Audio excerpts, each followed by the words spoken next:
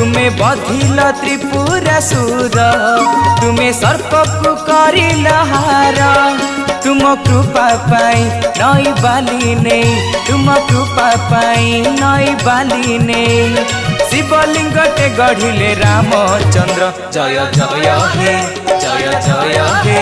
जय जय हे बालुकेश्वर जय जय हे त्रिशूलधर जय जय हे बालुकेश्वर जय जय हे त्रिशूलधर।